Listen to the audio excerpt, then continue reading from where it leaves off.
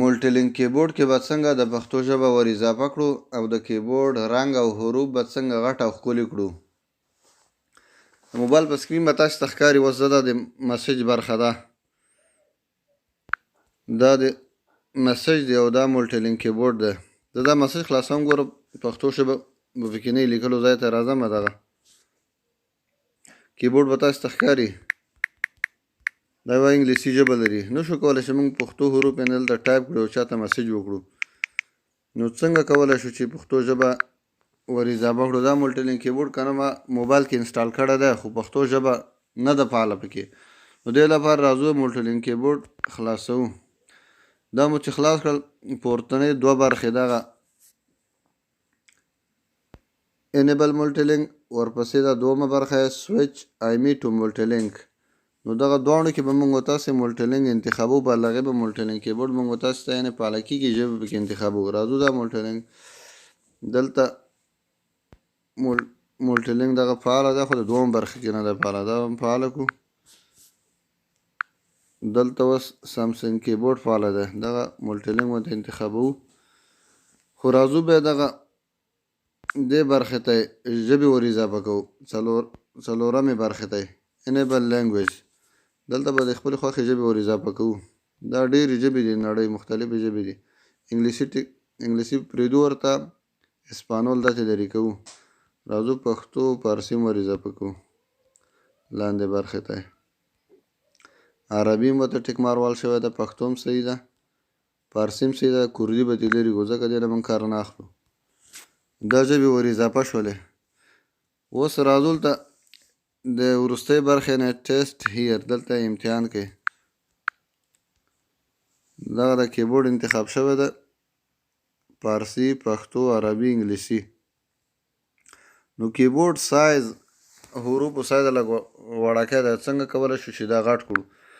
راځو د کیبورډ سیټینګ ته، دغه برخې ته کیبورډ سیټینګ.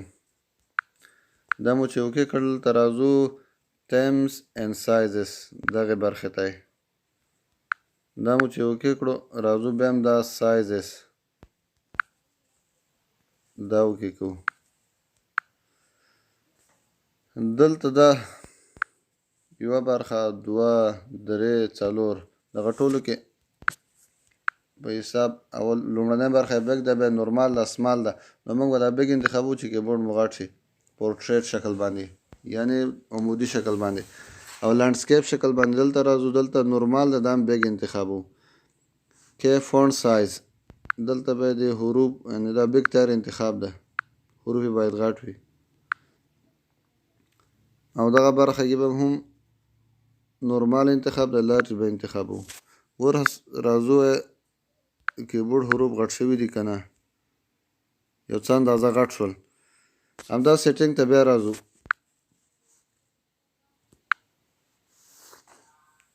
دلته امپورټ آپشن ته، دغه برخې ته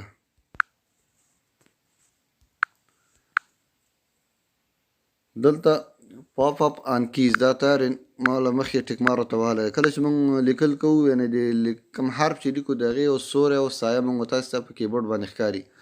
او ساوند آن کی پریس، یعنې کله چې دا ټیک مار ورته وو، کیبورډ چې کله موږ ټایپ کوو نو اواز کوي، او که چېرې دا ټیک مار نه وي نو غږ نه کوي، یعنې سایلنټ کېږي. همدارنګه سایزز کې دا وروستنۍ برخه میډل شي، دا ټیک مارک ورته وو نو کیبورډ موږ ته په درې برخو تقسیموي، یعنې ټایپ لپاره څه اساني راته راولي. راځو اوس د مسیج برخه کې موږ تاسو ته پښتو ژبه اضافه شوې ده که نه، دا مسیج اوکې کوو، دا علاموو. دا کیبورډ فعاله ده. اوس کولی شو موږ پښتو ژبه دلته ټایپ کړو. راځو دا پښتو انتخابوو.